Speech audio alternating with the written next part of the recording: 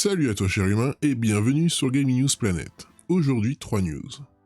Rumeurs sur Twisted Metal, studio de développement, année de sortie et modèle économique de la future exclue PS5. GTA The Trilogy The Definitive Edition, le remaster listé en Asie. Et enfin PS5, PlayStation rachète un studio spécialiste des remakes.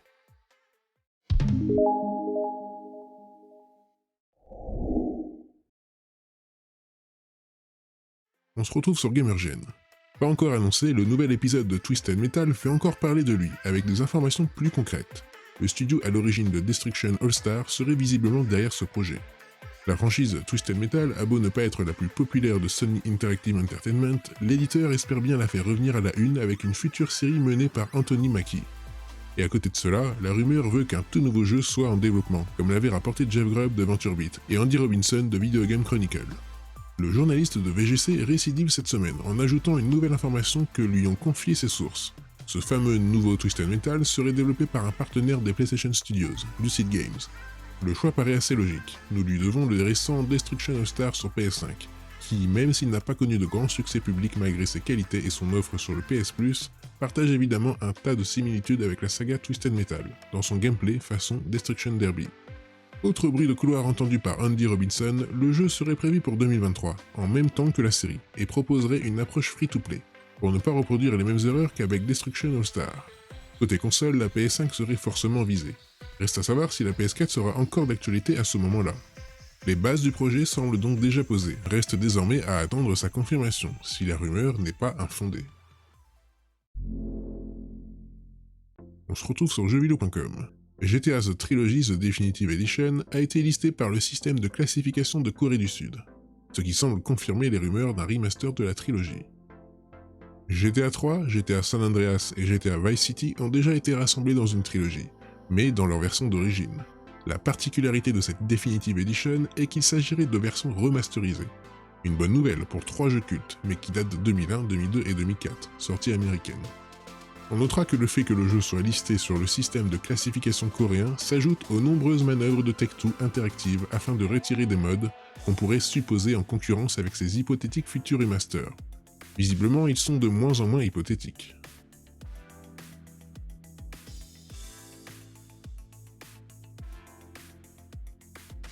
D'après le souvent bien informé Nibel, les versions consoles de GTA The Trilogy The Definitive Edition sortiraient dès cette année, et les versions PC et mobile en 2022. Depuis quelques mois, Sony se lance dans une vague de rachats de studios de développement. Housemarque, Returnal, Nixxes Software, Firesprite, Wipeout. Le constructeur, par le biais de certains de ses responsables, nous annonçait que la liste des acquisitions allait s'étoffer dans les temps à venir. Il ne nous a pas menti. Après la vague d'acquisition de Sony qui a eu lieu durant les derniers mois, nous étions étonnés de voir qu'un certain Bluepoint Game n'était pas mentionné au fil des annonces. Mais tout ceci appartient dorénavant au passé, puisque la grande famille des PlayStation Studios accueille un nouveau membre. Vous l'aurez compris, en ce 30 septembre, Sony a officialisé le rachat de Bluepoint Game.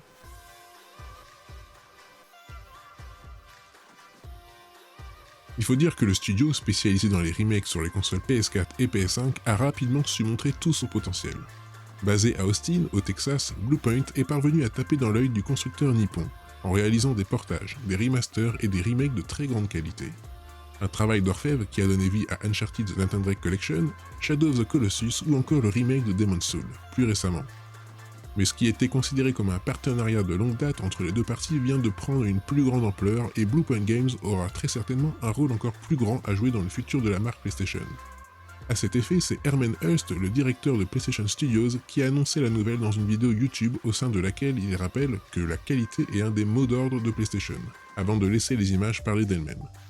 Dans cette même vidéo, Marco Trush, le président de Bluepoint Games, appuie sur le fait que cette nouvelle étape leur permettra de créer des jeux encore plus incroyables et marquants pour les joueurs PlayStation, et il tient également à remercier les fans pour leur passion et leur soutien. Pas d'annonce surprise pour venir clore cette révélation, mais Bluepoint espère avoir plus de choses à vous dire dans les mois à venir.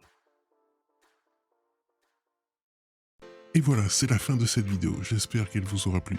Si c'est le cas, n'oublie pas de mettre un like, de t'abonner, d'activer la petite cloche et de me suivre sur Twitter.